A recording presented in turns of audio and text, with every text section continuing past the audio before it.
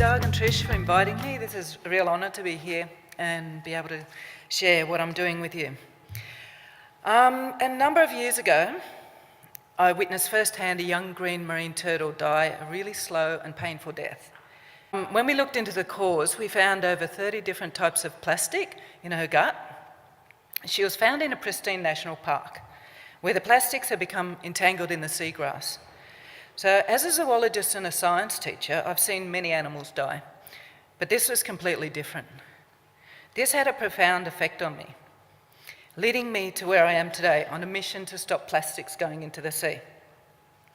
In the Asia-Pacific region, there's over 4,000 inhabited islands, which are home to 370 million people that are living on less than $5,000 a year.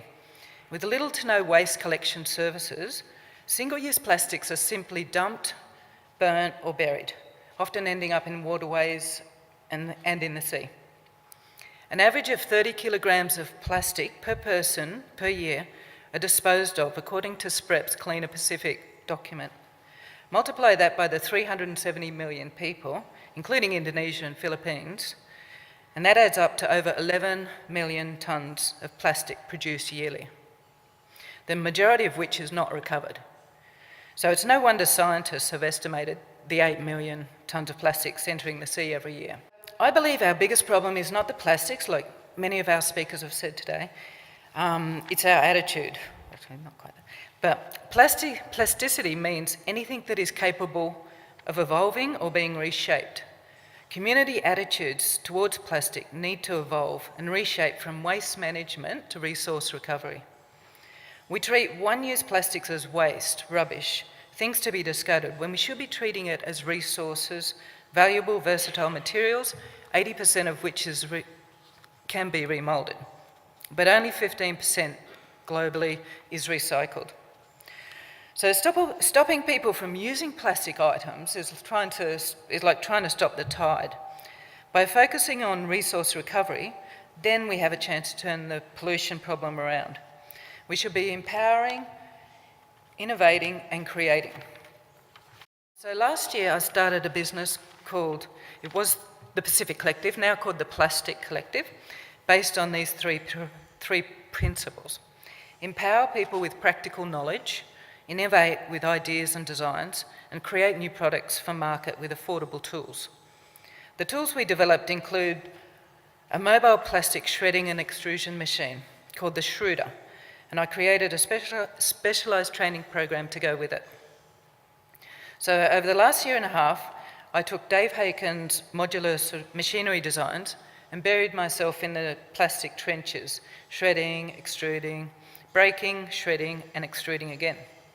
And now, after months of research and development, multiple modifications, and developing all the safety mechanisms, we now have a commercially viable recycling machine, mobile recycling machine. Weighing 95 kilograms, it fits into a small 6x4 trailer or a small truck. It's been specifically designed for remote areas and islands to shred and remold discarded plastics from the environment and the waste stream, and making saleable products. The cost of transporting materials to and from communities is the main reason why waste services are often limited and non-existent in these areas. This is why it's absolutely essential we take the solution to the problem.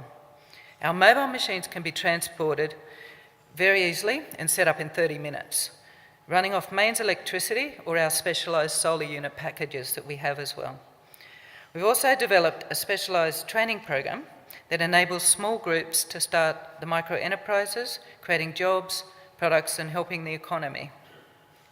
Our program focuses on sharing essential knowledge, including the chemistry of single-use plastics, developing ideas for practical products for their community, which can be exported or sold locally, and learning how to safely operate the Shrooder machinery and tools and to service it. All right, so within 1 month of releasing our 2-minute promo video, we received 25,000 views on Facebook. A typical response was this one from Hardman in PNG, where the average wage is $800 a year, or $3 a day. He said, "Thanks for the inspiring technology. The plastic waste also becoming a major problem in my district and my society. I'm interested to get this machine to change my community habits of littering to the sea, but unfortunately we have a budget constraints to buy it. Would you like to give my community some help, Louise?" The economics of plastic recycling completely fails the most needy. Put simply, plastic recycling is uneconomical in the poorest communities where they need it the most. Long-haul transport cost destroys the economics, ensuring most waste does not get recycled, and to solve this problem, we must change the economics. So over the last few years, the global momentum to address this problem has been profound. The desire to find solutions is stronger than ever before. My dream is that our program will be rolled out to the 10 poorest countries in the Asia-Pacific region, where 60% of the global plastics originate from. To do this, we need to work with a collective of organisations, businesses and communities. There are some very powerful businesses and corporations who are keen to look for reasonable ways to address this urgent global issue. As such, they are in a unique position to be the catalyst of change for the health of the world. Today, we are launching the Plastic Neutral Certification Program for individuals, businesses, corporates and towns that want to solve this problem. Plastic Neutral Certification has been created to offset a percentage or all of a company's or organisation's total plastic use. The plastic neutral is a practical concept that determines the plastic footprint and provides funding options that will both benefit the donor company or recipient community. Using the business scenario as a corporate, rather than shaming a company for using plastics, we want to reward them by providing communities with the necessary equipment, training and support to combat their own waste. Plastic neutral is based on two principles.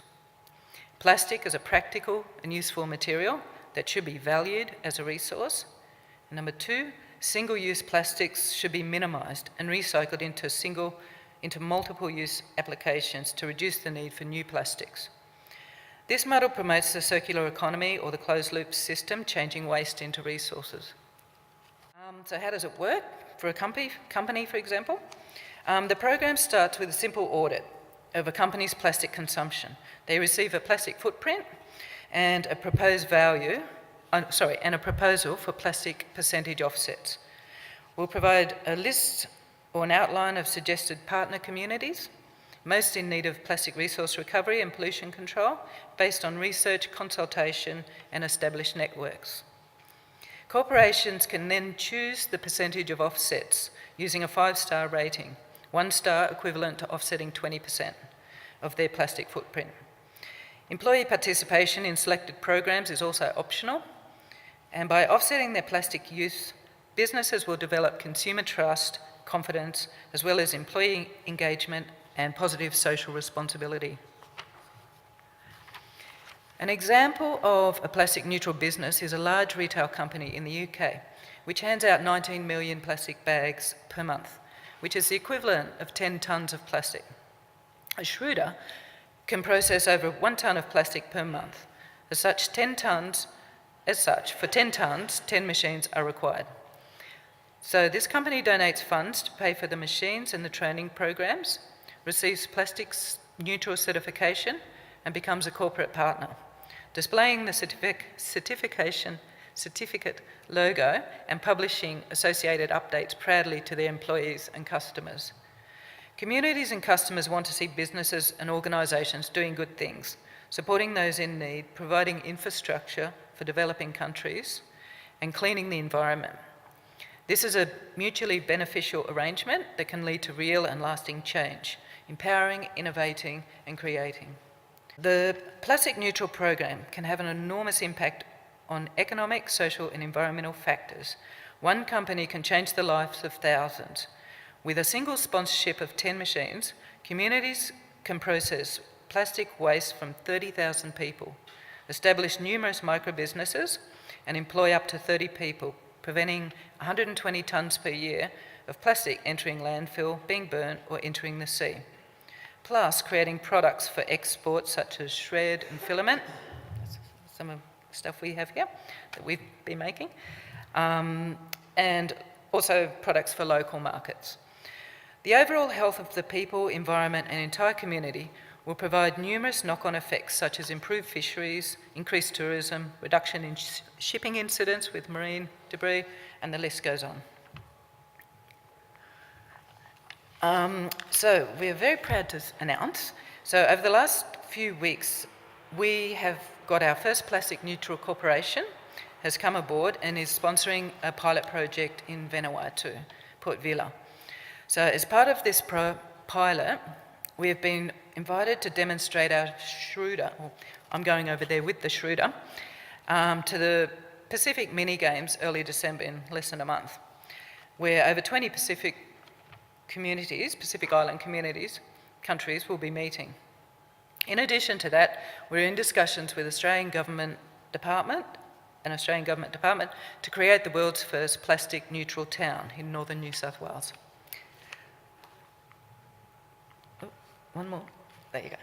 Okay, so if you think plastic neutral could work for you, register at our plasticcollective.co pitch to see our pitch deck. So who knows, we may even find some businesses that can achieve plastic positive status. Thank you.